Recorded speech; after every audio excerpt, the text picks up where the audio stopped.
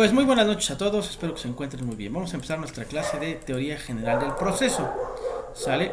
En la cual pues vamos a analizar el concepto de ciencia y ciencia jurídica, ¿de acuerdo? A lo mejor es un tema muy simple, pero sí necesito que quede claro, ¿de acuerdo? Ok.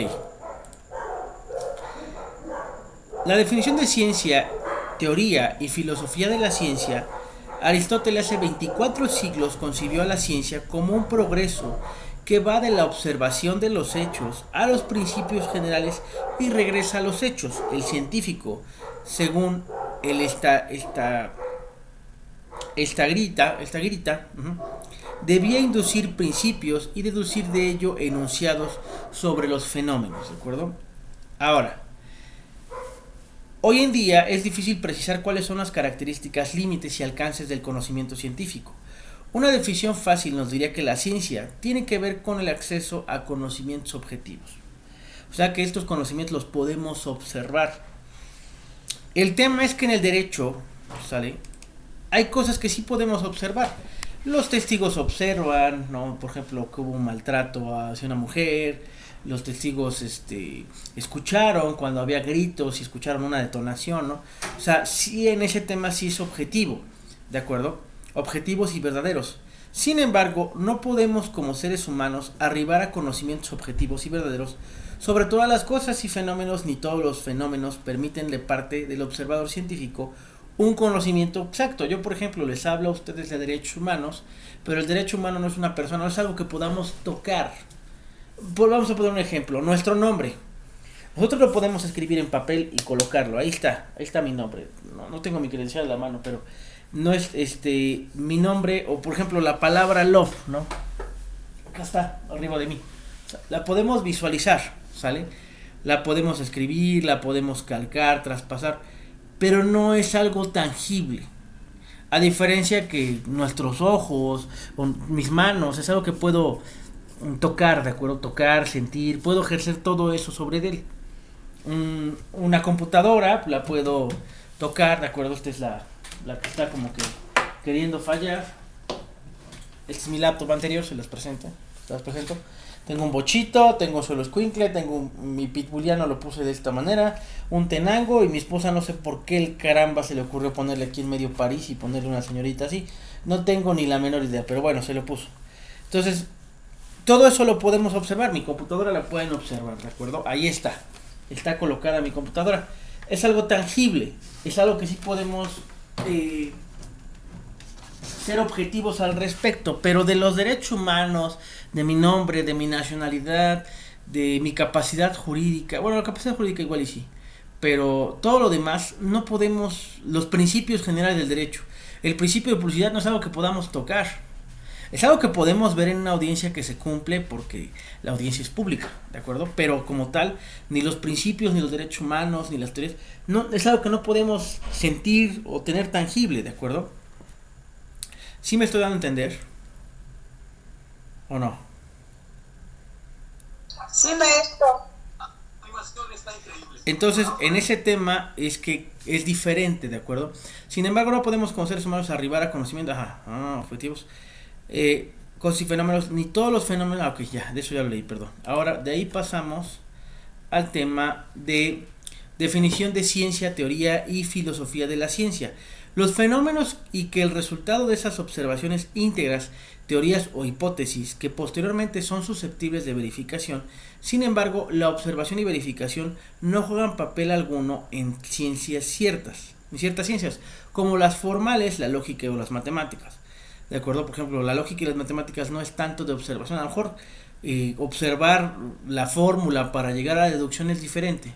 ¿De acuerdo? Pero como tal, no se requiere tanto observar el hecho, ¿de acuerdo? A diferencia que en el derecho sí se necesita, ¿de acuerdo? Se necesita observar el comportamiento, se necesita acreditar varias cosas, ¿sale? Ahora, se dice también que la ciencia se caracteriza por su neutralidad. Sin embargo, el conocimiento científico no es ajeno a juicios de valor, ideologías y creencias religiosas. La ciencia está determinada por las circunstancias, las que le imponen orientación específicas, el tipo de investigación y hasta profundidad del análisis y conocimiento. ¿De acuerdo? Entonces, como tal, nosotros como abogados Me los voy a llevar tantito de acá. Nosotros como abogados, propiamente, voy a buscar algo. No podemos apartarnos de observar todo lo que es relevante a derecho ni a las personas, porque no sé si ustedes se han dado cuenta como abogados, ¿de acuerdo? Primeramente, que cada vez que nosotros tenemos un asunto, un conocido, alguien que tiene un asunto jurídico, ¿de acuerdo? Como tal, este asunto jurídico o este problema que tiene la persona, ¿de acuerdo? Eh, Siempre es relevante hacia nosotros, ¿de acuerdo? Y cuando empezamos a estudiar derecho, como que nos damos cuenta más de esas cosas, ¿de acuerdo? Como que empieza a positivizar esa parte, ¿de acuerdo? Y a darnos cuenta de que eso es posible, ¿de acuerdo? Que sí se puede, no se puede.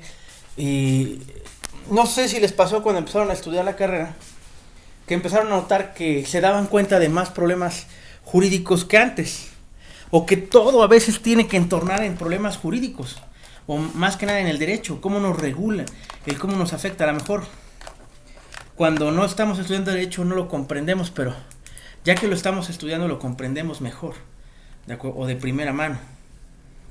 ¿Sale? Entonces, es un tema a pensar. Ahora,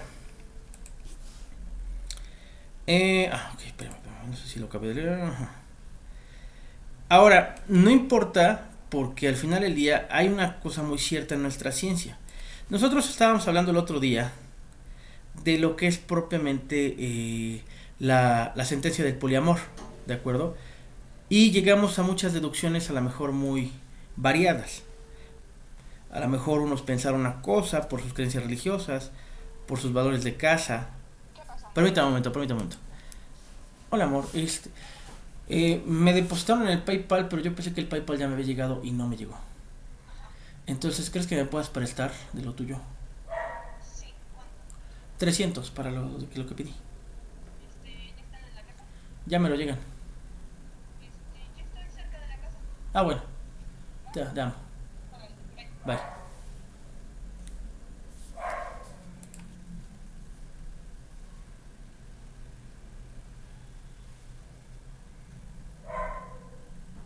Perdón, perdón, les ofrezco una disculpa enorme.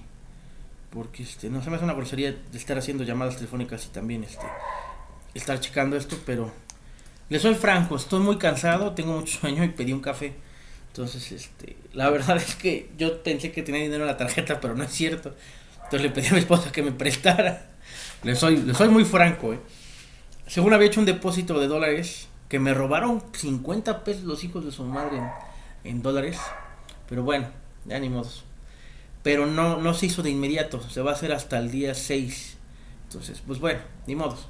Son cosas o factores de la vida. Entonces, bueno. Ahora, entonces, como tal, nosotros sí nos vemos afectados por todo esto. De hecho, no sé si lo sabían, pero el primer tratadista de derechos humanos es un monje, o es un fraile, ¿de acuerdo? Católico. ¿Sale? El primero que maneja lo que son los derechos del hombre. ¿Sale? Entonces, en ese aspecto, pues nosotros tenemos que tener el entendido y el conocimiento de que, o como tal, de que a veces nuestros juicios de valor, nuestras ideologías de casa o nuestras creencias religiosas a veces pueden interponerse en nuestros criterios de los ordenamientos. ¿Qué quiere decir esto? ¿A qué quiero llegar? Bueno, yo les ponía el ejemplo que hace muchos años yo era una persona muy homofóbica, era una persona que sí discriminaba a las parejas homosexuales, sí discriminaba como tal yo estuve estudiando en el seminario, ¿de acuerdo? Entonces en el seminario nos enseñaron que Dios no los odia, pero aborrece lo que hacen, o sea, ¿qué quiere decir? Que no quiere decir que Dios no los quiera, pero no le gusta lo que hacen, ¿de acuerdo? Es como un papá, ¿de acuerdo? Un papá a lo mejor te dice, es que no me gustan los amigos con los que te juntas, ¿de acuerdo? Y tú le dices, no, pero es que son mis amigos y no sé, lo que tú quieras decir. Al final del día, tu papá no te va a dejar de querer por eso. Y esa es la parte que más me costaba entender, ¿de acuerdo? Porque yo tuve una relación muy, muy fea con mi papá, entonces como que no lo entendía o no lo podía aterrizar lo que me estaban explicando en ese momento. Permítame un momento, permítame un momento. Sí, bueno. Ah, ya salen, permítame. Espérenme, espérenme, porque ya llegó el café y no ha llegado la lana.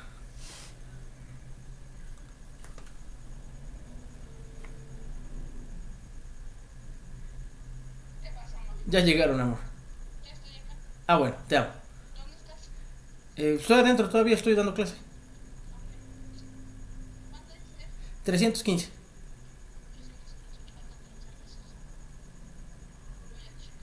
Ok, va, bye. Ya, perdón. Una disculpa enorme. Ok. Ahora, entonces, en ese aspecto, yo les puedo decir de esa experiencia que yo tuve. Después tuve un asunto, ¿de acuerdo? Donde, en este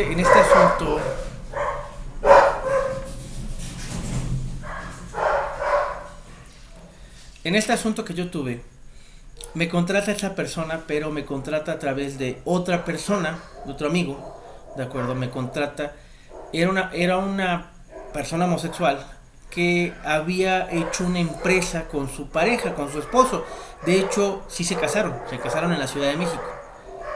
Ah, no es cierto, no se casaron, vivían juntos, perdón, no se casaron, vivían juntos, se querían casar, pero todavía no se podía en ese tiempo, lo estoy hablando hace 10 años, todavía no se podía, y no, hace 11 años, ellos se querían casar, no se podía todavía, se amaban mucho, se muere su pareja, ¿de acuerdo? Se muere como tal su esposo, ¿de acuerdo? Y la mamá, la cual había corrido al esposo, la cual había rechazado la forma en la que vivía su hijo, y lo odiaba a su hijo, incluso se lo dijo por teléfono, venía a reclamar los derechos hereditarios de su hijo, siendo que lo había repudiado. Ahí me di cuenta de dos cosas muy importantes, yo, en lo personal, que las personas homosexuales, como cualquier otra persona, siguen siendo personas, y que las personas que tienen diferentes preferencias sexuales a mí tienen derechos y se tienen que respetar esos derechos, y no quiere decir que porque tengan esa preferencia o ese deseo o ese gusto sean malas personas, ¿de acuerdo? Entonces, ahí entendí muchas cosas, y desde ahí dije, me quité la venda y dije, ya no voy a ser yo discriminador, y como dice la canción de Ana Torroja, no les voy a dar otra piedra para su muro, ¿de acuerdo? Propiamente. Entonces, en ese entendido, nosotros tenemos que quitarnos como tal esa barrera o ese tema, de acuerdo al respecto, porque al final del día los únicos que salimos perjudicados en eso somos nosotros, de acuerdo, porque ellos, pues, como quiera, ahí están, ahí siguen estando y seguirán estando, de acuerdo, pero nosotros, los que nos hacemos al final el daño, somos nosotros en ese sentido. Igual pasa con los asuntos de los clientes, de acuerdo. El asunto del cliente siempre va a estar ahí, pero si no tiene para pagar, pues no lo voy a llevar, ¿de acuerdo? Entonces, es en doble sentido este asunto. O sea, en doble sentido me refiero a que tienen que tener una perspectiva abierta a todos los cambios que el derecho puede dar. Les voy a dar otro ejemplo. Yo tuve un maestro de derecho penal que lo apreciaba yo mucho, mucho, mucho. Pero siempre, ya es una persona grande, de hecho tiene un canal en Facebook, luego los he invitado de sus clases, incluso una vez me invitó para entrevistarme, pero nunca pudimos conectar. El maestro Miguel, permítame un momento. ¿De qué pediste? Yo de Baileys. No vienen escritos. Tu hermano de moca, tú de caramelo. Todos vienen iguales. Me parece que se le pregunto al... Sí, te presto mi teléfono. Perdón. No te preocupes. ¿De postre cuál? Yo pedí el tiramisú y te pedí el de pastel de chocolate a ti. Ya me enteraron que pedí. Ok. Bueno. Entonces, la ciencia está determinada por las circunstancias, las que imponen orientación específica, el tipo de investigación y hasta la profundidad del análisis del conocimiento. Nosotros tenemos que hacer mucho análisis, tenemos que hacer mucha filosofía, darnos un viaje, ¿no? Para entender, ¿de acuerdo? Y no darnos un viaje de meterse droga, ¿de acuerdo? No, darse el viaje de comprender que todo lo que hacemos causa un efecto dominó en las cosas. Yo antes jugaba mucho ajedrez, les voy a dar el ejemplo. Y una frase que un maestro me dijo hace muchos años jugando ajedrez. Yo fui muy bueno aquí en Puebla, pero pues ya nada más aquí me quedé porque, ¿cómo se llama? Cuando me fui a las, más allá de la estatal, me ganaron a la primera. Y dije, ¿sabes qué? Pues no la armo para esto, me falta todavía mucho, ¿no? Entonces, decidí que al final del día, pues no iba a seguir. Me quedé nada más en la de estado. Y bueno, independientemente de eso, me quedé mucho con una frase que decía un maestro, me decía que un japonés había dicho en algún momento, decía que, no me acuerdo quién fue, la verdad, no sé si fue Confucio o quién fue, que la hoja de un árbol que cae de diferente forma puede cambiar la historia drásticamente.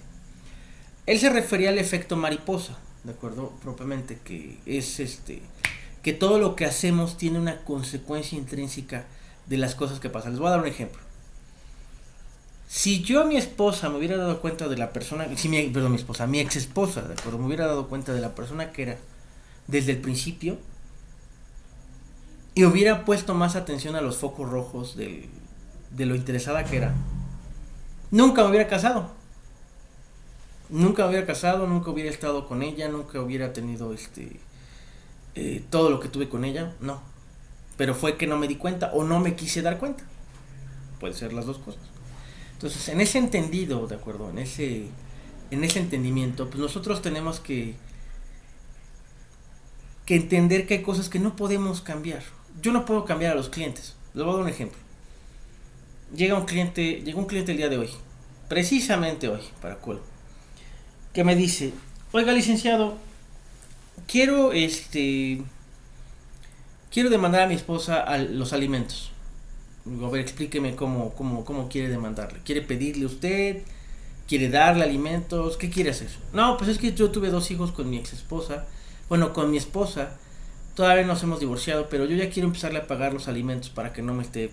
Les voy a citar lo que dijo el cliente para que no me esté chingando. Y dije, ok, hay que hacer una demanda de alimentos. Ok, ¿cuánto es lo que usted tiene postulado dar de alimentos? Y me dijo, pues ya me dijeron que con que dé 100 pesos a la semana es más que suficiente. Y les voy a ser muy franco, yo no llevo asuntos de ese tipo. Para empezar, no se puede, ¿de acuerdo? Porque yo le dije, ¿cuánto gana usted? Y me dijo, ¿qué le importa? Le dije, no es que me importe a mí, es que me le importa el asunto en concreto, porque tiene que ser el porcentaje de lo que usted gana. Y me dice, no, a mí me dijo mi compadre que él da 100 pesos al mes a la semana, y con eso ya está cumpliendo los alimentos y no lo pueden meter a la cárcel ni le pueden hacer nada. Y yo le dije, no sé qué clase de convenio llegó su... ¿Y usted no puede llegar a ese convenio? No, porque en realidad el que hace el convenio es usted, no yo. Yo pongo la demanda, interpongo todo lo conducente, pero los que hacen el convenio son los esposos, no, los abogados ahí no nos metemos, ni el abogado de su ex esposa o esposa, ni yo, que soy su abogado, o que sería yo su abogado, no nos podemos meter, ahí la negociación la llevan ustedes. Y entonces, ¿para qué le estoy pagando? ¿O para qué le voy a pagar? Me dijo así me dijo, ¿para qué le voy a pagar? Digo, para que presente yo la demanda. Llegó muy altanero, les soy muy franco. Y le dije, mire, yo le voy a ser muy honesto. ¿Usted cree que un niño vive con 100 pesos a la semana? Bueno, no, pero pues ella también tiene que trabajar. No, sí, eso está perfecto, ¿de acuerdo? Pero, ok, ¿usted se le hace justo que ella gane? ¿Cuánto gana su esposa? No, pues mi esposa trabaja en una gasolinera y gana 1,500 pesos a la semana y a veces más, a veces hasta 2,000. Ok, vamos a imaginar que su esposa tiene que pagar renta, tiene que pagar luz. Sí, es que es obligación. Sí, yo no estoy diciendo que no. Tiene que pagar todas esas cosas y usted nada más le da 100 pesos a la semana, o sea que ya tiene 1,600 pesos. Un niño puede vivir con 1,600 pesos al mes, o sea, realmente, al mes, a la semana, o sea, realmente ese es el tema concreto, ¿de acuerdo? Que tenemos que pensar. Muchas gracias, amor. ¿Todo bien? Sí, vale. Ok, entonces...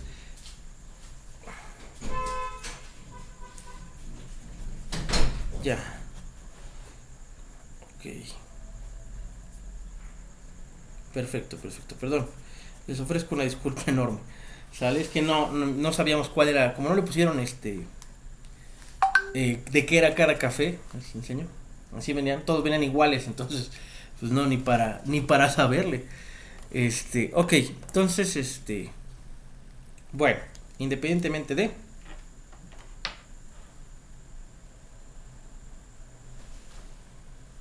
Ok.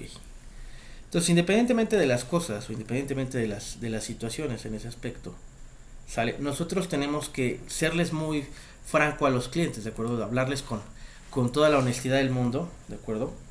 Y decirles las cosas como son, ¿de acuerdo? Aunque no les guste lo que les digamos propiamente. Ay, no. Me salió el flachazo. No tenía que salir el flachazo. A ver. Ahí está, ya los incluí para mi foto del estado del WhatsApp. Ok.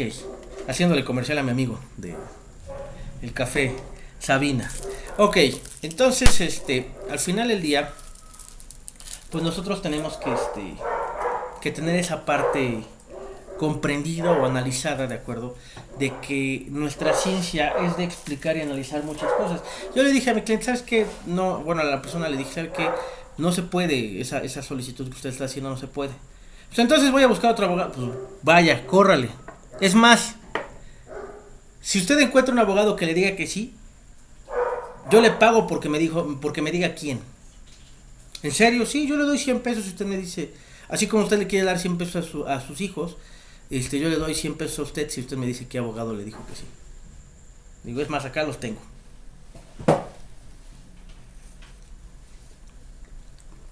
No creo que regrese. Pero sí, sí hay gente así, ¿de acuerdo? Hay gente peor todavía. Y les va a tocar eso. Y los tienen que ustedes tratar bien al final del día. Porque la atención a clientes es lo que cuenta. Porque no es el primer cliente que me llega con esos modos. Es más, me llegó uno peor. Y al final me contrató. Entonces, me ha tocado incluso la dicha de que gente que me ha amenazado en procedimientos, en procesos de divorcio, de alimentos, que yo les digo que familiar para mí es el área más peligrosa. En derecho jamás me han hecho las cosas que me han hecho en derecho familiar. He vivido cosas más fuertes en los juzgados familiares que en los penales. En los penales no pasa de amenazas de te voy a romper tu madre o de que ya valiste madres y que, o sea, no pasa de ahí. Yo veo muchos memes que hacen referencia, por ejemplo, de que el abogado penalista de enfrente lo están baleando, ¿no? Y yo viendo desde aquí, desde mi oficina. No es cierto. Es difícil, solamente que te metes en cosas muy, muy gruesas. Por ejemplo, yo no me voy a meter jamás en cosas que tengan que ver con secuestro, con delincuencia organizada, ni con narcomenudeo. No me meto con esas cosas. A lo mejor podría ganar más dinero. No, a lo mejor podría yo ganar más dinero. Es más, yo diría que aparte de estas dos laptops podría tener hasta una computadora de las Apple, las Macintosh, ¿no? Una computadora Apple con el sistema Macintosh, o sea, súper rápida. No, mi casa súper inteligente, o sea, podría tener muchísimas cosas, pero les soy muy franco y eso quiero que lo analicen al final del día. Porque a todos nos tienta el diablo. A todos los abogados en algún momento los tienta el diablo. ¿Y por qué se los voy a decir y por qué se los estoy diciendo? Porque en algún momento a todos nos brilla los ojitos por el dinero. Sí, yo no digo que no. Yo gano bien, gracias a Dios, y yo espero que ustedes ganen bien también. Pero se gana muy bien en el tema de lo penal. En el tema de lo familiar también se gana muy bien. ¿Se puede ganar más? Claro que se puede ganar más. Haciendo las cosas mal, llevando procedimientos peligrosos, defendiendo gente pesada, ¿de acuerdo? Se puede ganar más, se puede ganar. Yo creo que un abogado que está defendiendo ese tipo de cosas gana 10 veces lo que yo gano al mes, o más. Pero el tema es, ¿podrás disfrutarlo? Es una pregunta. ¿Tendrás el tiempo de vida para disfrutar ese dinero? ¿Tendrás la calidad de vida para disfrutar ese dinero? Y hay cosas que el dinero no te puede recuperar. Una de ellas es la salud, el sueño, la salud. Entonces, son temas de análisis. Se los digo por experiencia. Yo conozco a varios abogados que sí agarran de ese tipo de casos y los he visto. Los he visto cómo acaban. Y yo diría propiamente que, pues, no vale la pena. No vale todo ese dinero, no vale tu salud emocional, tu salud física, tu salud mental. Emocional y mental son temas parecidos pero no iguales, ¿de acuerdo? No lo vale, ¿sale? Ustedes al final del día van a decidir eso. Esta materia es de mucho análisis, ¿de acuerdo? De mucho filosofar, ¿de acuerdo? Más que en otras clases. Por eso es una parte elemental del derecho, porque si ustedes no empiezan a hacer ese análisis, no van a saber qué hacer cuando lleguen a un proceso así. Es más, yo ahorita no sé si ustedes han recibido clientes en su vida o no,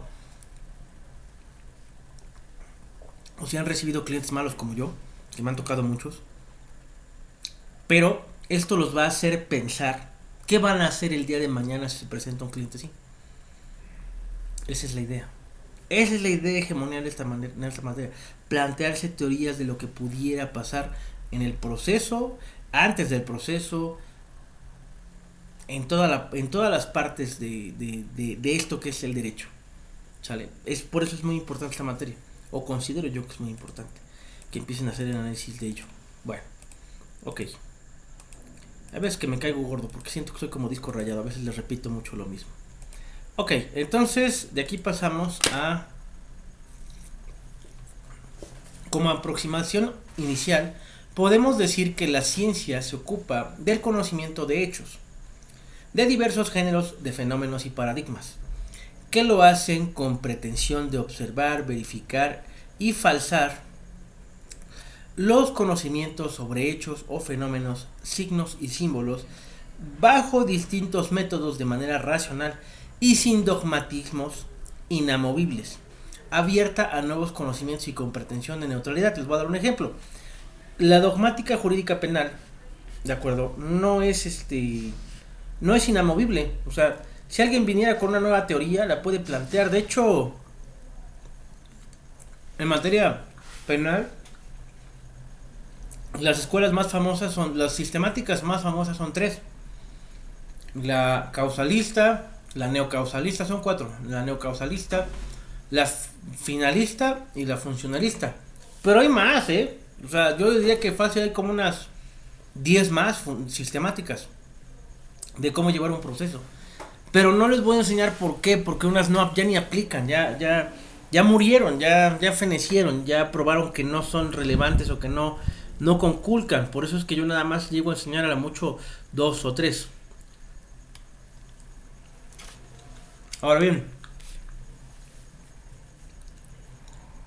el tema es que nada en el derecho es inamovible. No sé si han dado cuenta. Les voy a dar un ejemplo. Anteriormente, la Constitución decía que nos reconocía los derechos humanos. ¿Qué quiere decir el reconocimiento de los derechos humanos? Que yo como Estado, buena gente, reconozco que tú tienes derechos humanos.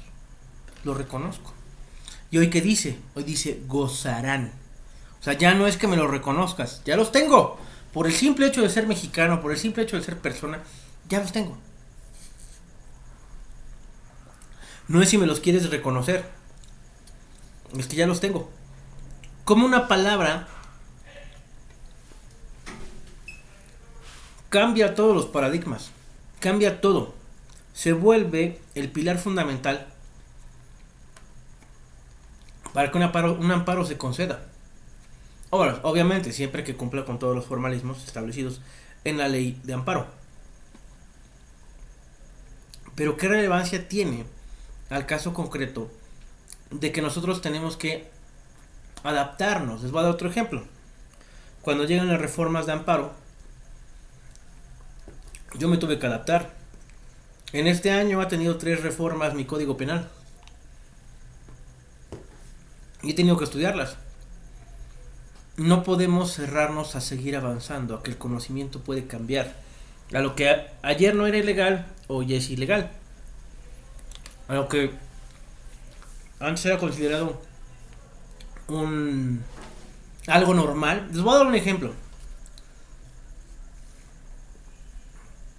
Cuando yo era niño, era muy normal que el esposo hiciera bromas pesadas a la suegra, bromas hirientes a la suegra, a su propia esposa. Era muy normal. Yo me acuerdo muchas veces que mi papá le hacía bromas muy pesadas a mi mamá. Todavía lo recuerdo. Y que mi mamá hasta se reía. Y lo veía como algo normal, pero la realidad es que eso hoy en día es clasificado como violencia. De las más leves que hay. Otro ejemplo, ahorita está muy sonado, no sé si han visto lo de los Picapiedra, por ejemplo. Que en los Picapiedra salió que estaban promoviendo la violencia de género y que la fregada. Era porque en ese momento cuando nosotros veíamos esa caricatura, le estoy hablando hace, yo la veía cuando tenía como 5 años. Hace 23 años, ¿de acuerdo? Cuando yo veía esa caricatura, era normal que el hombre, si la mujer le contestaba, le diera un fregadazo. Era normal. Yo vi a mi papá pegarle a mi mamá, también mi papá me pegaba a mí. O sea, mi papá era mano dura en la casa. Nunca vi que le rompiera a su madre, o sea, que agarrara y toma y toma. No, no, no. Una cachetada. O una nalgada a mi mamá. Eso sí lo vi. Eso sí lo vi. Pero en esa época y en ese momento de la historia era algo normal. Era algo que todo mundo hacía. ¿Vale? No era tanto como el ojo morado, ¿de acuerdo? No, no, no, no llegaba, nunca vi, no, eso sí no puedo decir que mi papá se pasó de lanza con mi mamá, jamás, no, no, no. Pero hoy en día eso es clasificado como... Yo creo que si yo supiera todo esto y viviera yo como niño en esta época, yo hubiera marcado el 911 por ver una nalgada o una broma hiriente. Tal cual, ¿no? Entonces, hoy en día son temas muy diferentes y nos damos cuenta que esa violencia va escalando. Y efectivamente, mi papá fue escalando poco a poco al grado que mi mamá dijo, ¿sabes qué? Ya no. Hasta aquí llegas. Y se divorció de mi papá. Y qué valor el de mi mamá, ¿eh? La verdad, yo reconozco mucho su valor de mi mamá. En ese sentido. Pero bueno.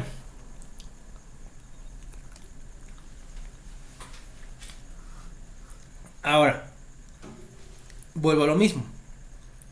Si nosotros no hubiéramos evolucionado en darnos cuenta que eso era violencia, y no es que todo nos ofenda, les aclaro, porque muchos de mis estudiantes me han dicho, es que licenciado, hoy en día todo nos ofende, las nuevas generaciones todo los ofende, y por eso es que se empieza a manejar todas estas cosas que no se deben. No, no es cierto.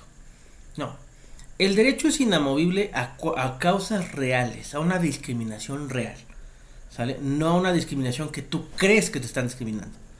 O sea, por eso se manejan términos muy lógicos, interés legítimo, interés jurídico. No es lo que tú crees, es lo que realmente se está cumpliendo. No es lo que tú piensas, ¿de acuerdo? Es lo que realmente se necesita. Es lo que cumple el interés social. Por eso el tema de los intereses políticos, sociales, jurídicos, legítimos, ¿de acuerdo? Esos 4 intereses son los que responden a los cambios en la sociedad, al avance, ¿de acuerdo? Entonces, propiamente, si nosotros manejamos o entendemos esa parte, ¿de acuerdo? No va a haber peros a la hora de presentar un amparo, no va a haber peros a la hora de presentar una demanda, no va a haber peros a la hora de llevar un asunto en una teoría del caso, ¿de acuerdo? Que yo sepa precisamente hacia dónde van los intereses. Les voy a dar un ejemplo. El otro día yo hablaba de lo que es dar línea.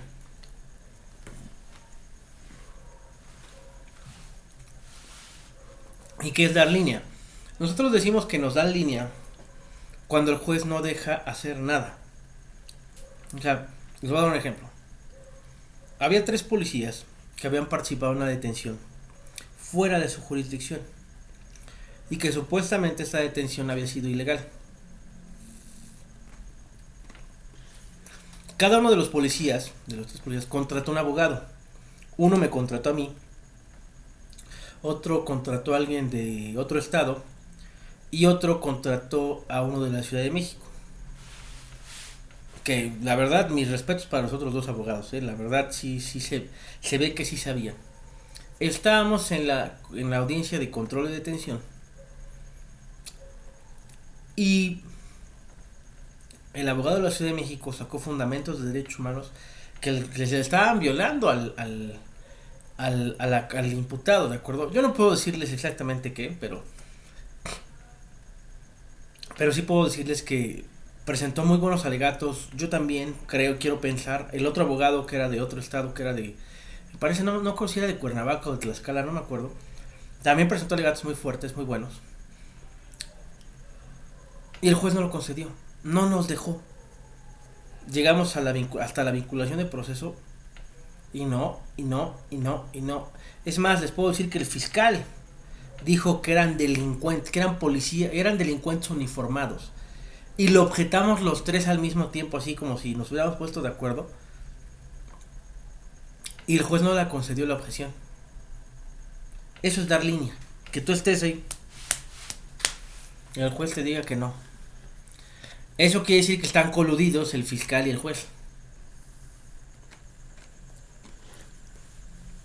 Pero hay que saber reconocer ese tipo de cosas.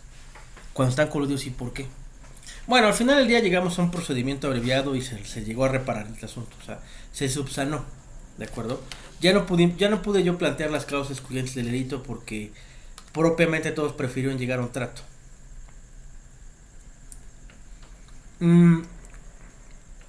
Más o menos lo que pasó con los oficiales de la Marina, que ahorita le están dando la oportunidad de libertad anticipada.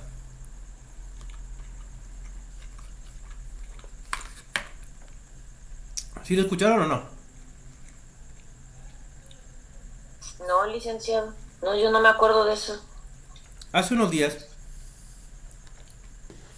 5 oficiales de la Marina, les ofrecieron a los 5 libertad anticipada. Pero ellos dijeron algo muy hegemonial, muy importante.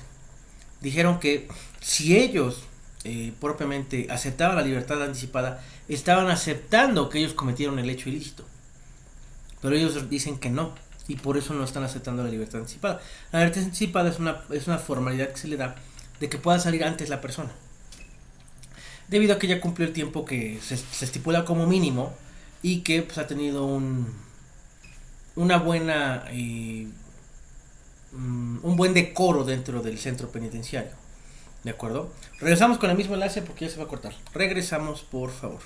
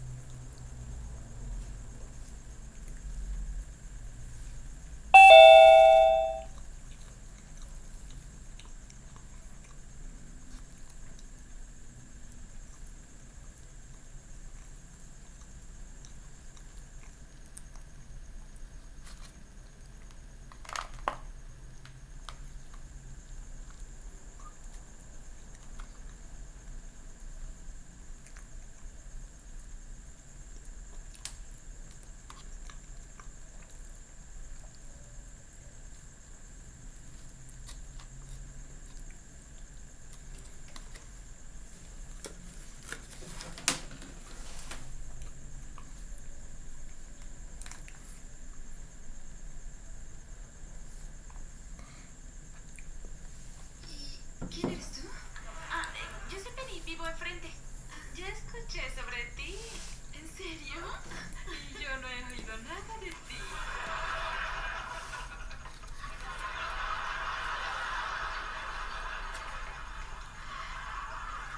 Leona, ¿por qué no sé nada sobre esta mujer que vive enfrente y que vino a tu departamento en la mañana, casi desnuda?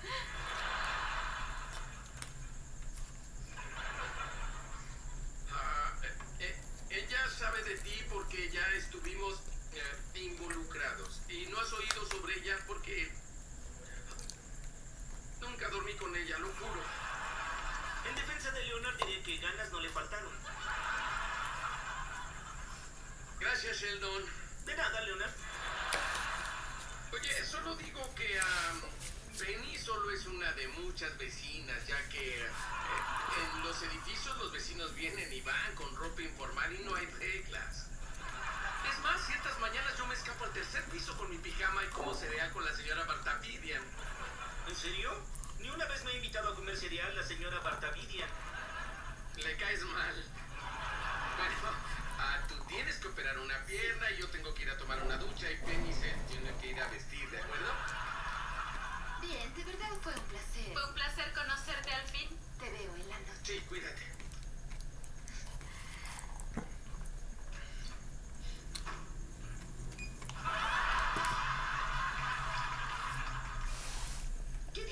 dice que ofendió a la señora. Ya. Pues nada más regresaron ustedes dos. Bueno, seguimos. Ok. Comparto pantalla. Esta no. Esta sí. Sale. Creo que no les entretuvo tanto sus compañeros de la clase. Pero bueno, no importa. Ahora bien, la clasificación de las ciencias. En nuestros días, una forma usual de clasificar las ciencias es dividirlas en ciencias formales y materiales. Las formales tienen el objeto o como objeto de estudio entidades abstractas, ideales y simbólicas, expresan relaciones abstractas entre signos o conceptos. Su método es la lógica deductiva y el criterio de verdad consistente en la coherencia de cada enunciado como un sistema de ideas. Lo que asegura la verdad es la demostración. Ejemplo, las ciencias son la lógica y las matemáticas, ¿sale? Esas son las formales. Ahora, las ciencias materiales estudian objetos reales, sustancias químicas o comportamientos humanos. Se refieren a los sucesos y procesos. Sus métodos son la lógica, pero también la observación y la experimentación. Y su criterio de verdad no solo es la coherencia, sino es mucho más amplio. Puede implicar, por ejemplo, la aceptación de la comunidad de los científicos a ciertas hipótesis o teorías para poder asegurar la verdad. Las ciencias materiales se subdividen en naturales, humanas y sociales. Nosotros tenemos como tal la ciencia material social, ¿de acuerdo? Esa es la que nosotros llevamos a cabo. Y claro que llevamos observación y experimentación. Les voy a dar un ejemplo. Nosotros observamos a las personas, ¿de acuerdo? Observamos a la contraparte cuando está nerviosa, moviendo las piernas, cuando está inquieta, ¿de acuerdo? Llevamos observación de todas las personas que nos rodean, incluso hasta de los clientes. Cuando está platicando su asunto, lo estamos observando. También, por ejemplo, cuando hacemos experimentación, porque cuando, por ejemplo, yo salí de la carrera, yo no sabía redactar nada. O sea, decía, ¿cómo es que puedo decir que soy abogado si lo único que sé redactar son amparos y demandas de laboral? Era lo único que sabía. ¿Cómo voy a tramitar una demanda de divorcio? Y que la necesidad es la madre de todas las invenciones. A mí nunca me enseñaron cómo llegar al juzgado de distrito o al juzgado de lo familiar, por ejemplo, y presentarme a la oficialía de partes y llevar el documento. No me lo enseñaron. Yo tuve que aprender así preguntando, oiga, señorita, si quiero presentar una demanda, ¿dónde tengo que ir? Ah, no, pues mire, ve usted a la oficialía de partes, la presenta, se la tienen que admitir, se la tienen que sellar. Y pues trate de usted traer copias, porque al final del día usted se tiene que quedar con una sellada para pues comprobar que realmente la trajo. Ok. Yo ni siquiera sabía por qué tenía que quedarme con una. Con el sello y la hora. Hoy en día pues les puedo decir que sí sé. Si se llegan a perder dentro de la oficina de partes, yo tengo la prueba de que sí la presenté. Y es bronca de ellos, no mía. Entonces es más para protegerme a mí, ¿vale? Que te den una copia como tal. Entonces, ese aspecto, son muchos aspectos los que yo no sabía. La necesidad de ganar dinero, la necesidad de comer, de tener para todo lo esencial, fue lo que me llevó a cabo a aprender. De eso se trata esta parte de lo que es el derecho, ¿de acuerdo? Obviamente yo voy a tratar de evitarles todo ese tema. Yo voy a tratar de que al final del día ustedes logren hacer todo eso sin tener tanto problema, ¿de acuerdo? Por eso es que siempre les hablo de lo que se hace, de lo que se vive, de lo que se pasa dentro de un juzgado, ¿de acuerdo? Cómo se tienen que presentar, qué es lo que tienen que hacer. Trato de hacerlo para que precisamente no experimenten el miedo que yo tuve al principio. Así, ¿y ahora qué hago? ¿Y ahora qué le digo? ¿Y ahora qué me pongo a hacer? ¿Y ahora qué? Porque sí, pero era yo muy bueno en la teoría, era muy buen legalista. Me sabía los artículos, todo. Pero no sabía en qué momento usarlos. Es un ejemplo. Yo les puedo enseñar a ustedes, a todos ustedes, a usar una pistola, un cuchillo, una shuriken, ¿cómo se llama? Todas esas herramientas, ¿de acuerdo? Pero ustedes van a decir, ajá, ya sé usar una pistola, es un cuchillo, es esto, el otro. Ajá. ¿Y en qué momento se usa cada cosa? ¿En qué momento no puedo usar una bazooka y en qué momento sí puedo usar una bazooka? ¿Y en qué momento puedo usar esa pistola y en qué momento no puedo usar la pistola? Eso es lo que no te enseñan en la escuela. O sea, ya aprendí lo que es seguridad jurídica. ¿Y ahora cómo carambas la uso? ¿O para qué la uso? ¿O para qué me sirve?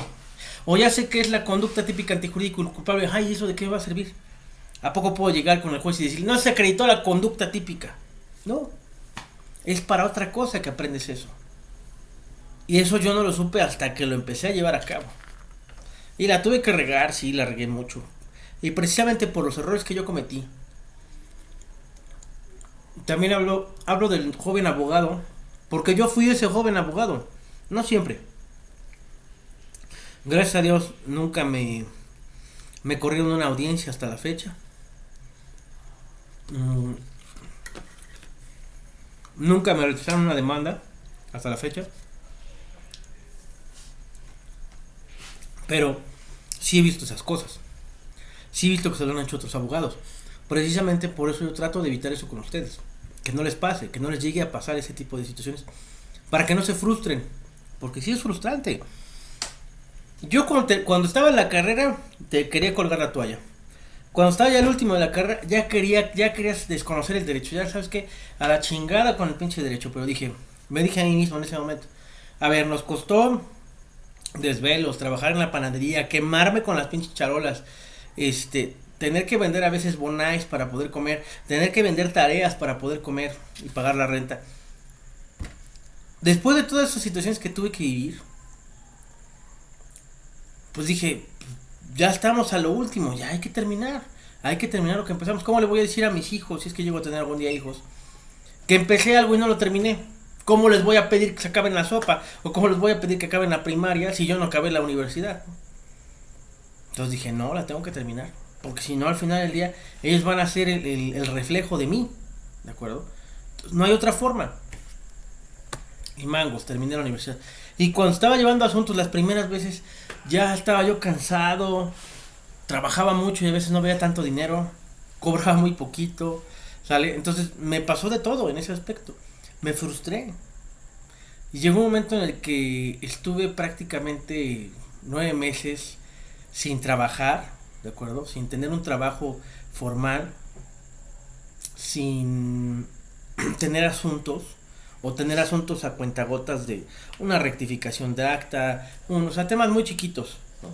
Y de ganar nada más como 4,000 al mes. O sea, estuve así unos, no 9 meses, 6 meses estuve así. Hasta que salió la oportunidad de trabajar para Volkswagen de México, ya estando yo casado, y aprender más. Y empezar a retomar muchas cosas. Y empezar a enfrentar asuntos como abogado corporativo. Y hacer resolución de todo ese tipo de cosas. Ahí aprendí muchas cosas. Ahora, pues, como abogado que soy, que ya estoy más preparado, ya estoy más listo, ya vi más cosas, ya enfrenté al mundo, ¿de acuerdo? Quiero evitarles ese tema a ustedes, ¿de acuerdo? Bueno, nos vemos ahorita a las 9 en Derecho Penal, ¿de acuerdo? Para que me acabe mi pastelito y no esté yo comiendo en clase. Es de muy mal gusto. Y pues propiamente seguimos con esta plática, pero ya en Derecho Penal. ¿Sale? Nos estamos viendo. Cuídense mucho y espero que les haya gustado la clase del día de hoy. Ok, maestro, gracias.